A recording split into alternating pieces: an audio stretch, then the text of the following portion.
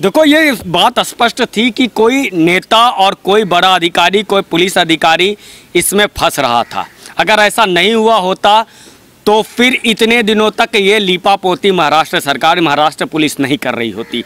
अगर महाराष्ट्र पुलिस 2 महीने तक अगर इस केस को बिना मतलब के कूड़ा बनाने की प्रयास किया गया तो इसी 2 व्यक्ति जो महाराष्ट्र के बड़े नेता हैं, जब भी कोई बड़ा मामला आता है बिना राजनीतिक संरक्षण के ऐसा संभव ही नहीं है कि इतना बड़ा मामला, करोड़ों का धंधा, गैर कानूनी धंधा चल रहा हो।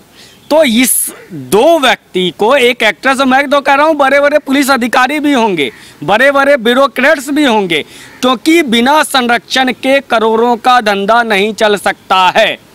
चाहे वो तेलगी का मामला हो, उसमें भी छगन भुजबल का नाम उसने नार्को टेस्ट में लिया था। आज अगर पकड़ करके गौरव आर्या, आप बताइए गौरव आर्या आ रहा है, वो कैसा आदमी है, कौन है ये? बिजनेस टाइकॉन है, उसको ऐसे रिप्रेजेंट कर रहा है, एकदम सीना चौड़ा करके। एक ड्रग माफिया आपके सरकार में सीना चौड़ा होकर के घूम रहा है। जिसको रिया कह रही थी कि मैं उसे नहीं जानती हूँ, वो कह रहा है 2017 में हम मिले हैं। तो क्या बता रहा है? बता यही रहा है एक पूरा नेक्सस था कि एक लड़के को पकड़ो, उसको धीरे धीरे ड्रग्स दो, किसी अनजाने ढंग से उसको एडिक्ट करा दो, फिर वो ड्रग्स खरीदना शुरू करेगा। ऐसे ही तो काम कर रहा है। और इसके पीछे सेल्स गर्ल के रूप में रिया चक्रवर्ती को डिप्लॉय किया गया, उसको प्लांट किया गया कि जाओ पकड़ो।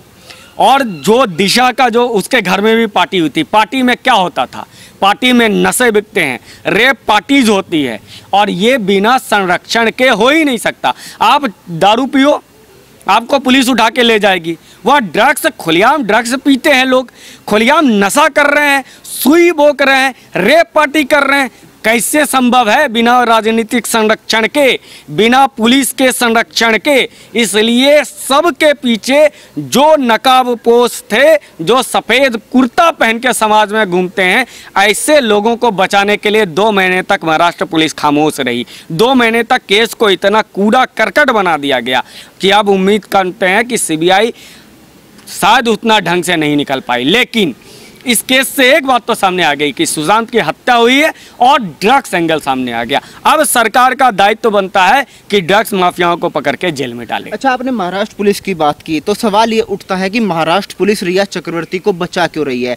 जहां तक हम आपको बताए, रात आपने देखा होगा जब रिया चक्रवर्ती सीबीआई ऑफिस से निकलती है तो लगभग 15 गाड़ी पुलिस की उनके पीछे चलती है, जैसे कि कोई प्रधानमंत्री का काफिला आ रहा हो या मुख्यमंत्री का काफिला आ रहा हो। नहीं, रिया के आप बताइए, रिया है कौन है? क्यों उसको इतना संरक्षण? जिस दिन पहली बार सीबीआई जांच करती है, वो सीधे उठ के थाने जाती है।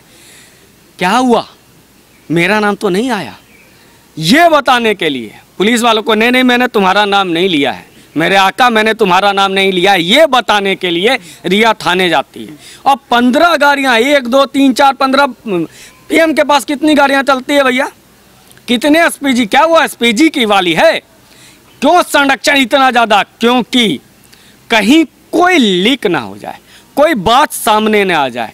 और इसमें बिना इन्वॉल्वमेंट के महाराष्ट्र पुलिस के बड़े अधिकारी के संभव ही नहीं है। यह मामला दरअसल तस्करी का है, यह मामला ड्रग्स का है, यह मामला अपराध का है।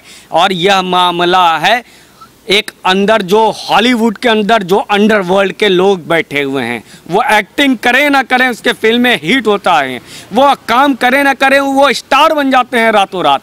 इन लोगों को इम्प्लांट करा के, वो हमें सबको पता है 90 से ये चल रहा है ना ड्रग्स का मामला। क्यों कोई बड़ा एक्शन नहीं ले पाया आज तक पुलिस ने? क्यों वहाँ की कोई सरकार ऐसा नहीं कर पाती? क्योंकि इसके पीछे दुबई से है, पाकिस्तान से, और उसको वाइट कॉलर वाले कुछ लोग यहाँ पे चलाते हैं जो उसके स्लीपर सेल की तरह काम करते हैं। और रिया को इतना संरक्षण देना, अब 2 महीने तक रिया को बचाया महाराष्ट्र पुलिस ने, उसके बाद आज बचाए जा रहे हैं, उसका इंटरव्यू करा रहे हैं। कौन है? रिया राष्ट्रपति है? 2 घंटे का इंटरव्यू साला आज तक मैंने नहीं देखा। आप लोग हैं कि कभी देखा है क्या 2 घंटे का इंटरव्यू किसी होता है? वो जो सबसे बड़ी एक्यूज है, दोषी का 2 घंटे, तो बिना नेक्सस के, बिना इसके पीछे तंत्र के, और तंत्र तभी लगता है या तो वो उसकी सेल्स गर्ल है, जो ड्रग्स माफिया की सेल्स गर्ल के रूप में काम कर रही है कि लोगों को पकड़ो, नए नए लड़कों को पकड़ो, उसको ड्रग्स दो, उससे ड्रग्स बेचवाओ भी, उसको ड्रग्स बेचो भी, क्योंकि ड्रग्स का जो बुरा मार्केट चलता है वो खरीदार खुद बाजार बन जाता है। तो ये पूरी एंगल है कि रिया को बचाओ, रिया मेरी आदमी है, और या रिया अगर नाम ले ले तो मैं भी चला जाऊंगा। लेकिन सर सवाल ये उठता है कि जो दो बड़े नेताओं के नाम बताए जा रहे हैं कौन हो सकते हैं, क्योंकि जब शुरू में आया था संजय राउत भी कहीं ना कहीं रिया चक्रवर्ती के बचाव में उतरे थे। वो भी कह रहे थे कि सुशांत कौन सा बड़ा एक्टर था, बाद में कहते हैं कि सुशांत तो मेरे पुत्र समान था। आज जब से ड्रग्स का एंगल सामने आया है, क्यों संजय राउत खामोश हैं? उसकी खामोशी में कुछ बहुत बड़ी बात है, कोई बहुत बड़ा राज छिपा है। क्यों खामोश? संजय राउत कुछ नहीं बोल रहे हैं ड्रग्स के मामले पे। क्या आप जानते हैं, और महाराष्ट्र में खासकर मुंबई में एक परिवार के बिना वहाँ पे जितनी भी दोनों पार्टियाँ जो वहाँ की क्षेत्रीय पार्टी है वो दोनों दो परिवार के, एक पवार परिवार एक ठाकरे परिवार। बड़े ठाकरे जिनका सम्मान था, जिसकी कुब्बती जो हिंदू सम्राट थे, वो अब रहे नहीं।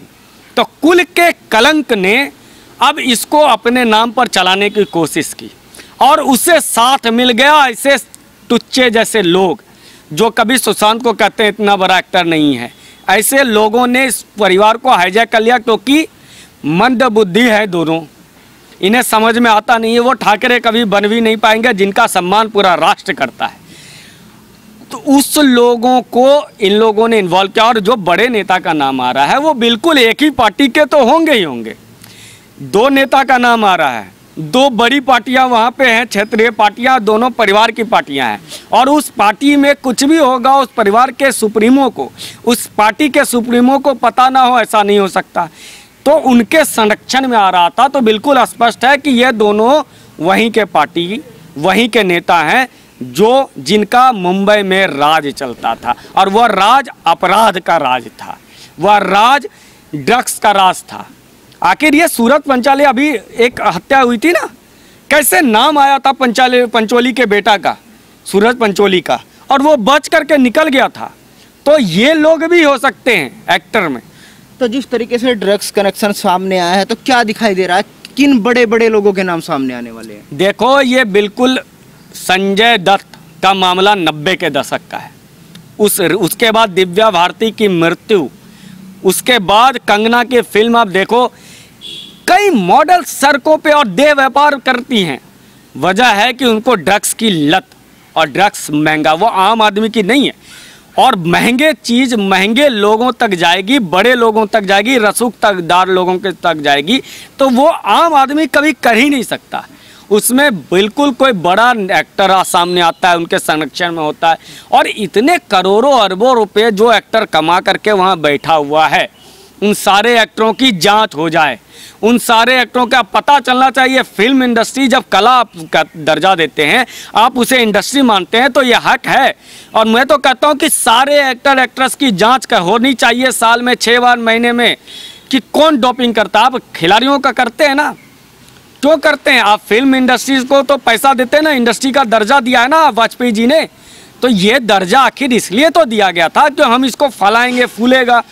तो ये हमारी जिम्मेवारी अब बनती है, और ये जनता की मांग है। और ये मध्य प्रदेश के एक मंत्री जी ने भी कहा है कि अब जांच होनी चाहिए, कौन कौन डोपिंग करते हैं, समझ में आ जाएगा। और ये पूरा मामला, अब देखो, नेपोटिज्म से शुरुआत हुआ, वो भी, और जो नेपोटिज्म में जो लोग हैं वो सब नशेड़ी, गंजेरी, चरसी हैं, चाहे, और सब लोग कहते हैं मैं रिहेबिटेट हुआ था। अब नाम देखो ना, फरदीन खान कौन था, संजय दत्त कौन थे, सारे लोग नशेड़ी, गंजेरी, भनगेरी, सब वहाँ पे फिल्म एक्टर्स बने हुए हैं। ये लोग स्टार बनना चाहते हैं, एक्टर नहीं हो सकते। ये अनुराग कश्यप की आंखें लाल, सारे डायरेक्टर जो हैं बड़े बड़े आ जाते हैं प्ले कार्ड लेके, सबकी आंखें लाल है। कैसे लाल है?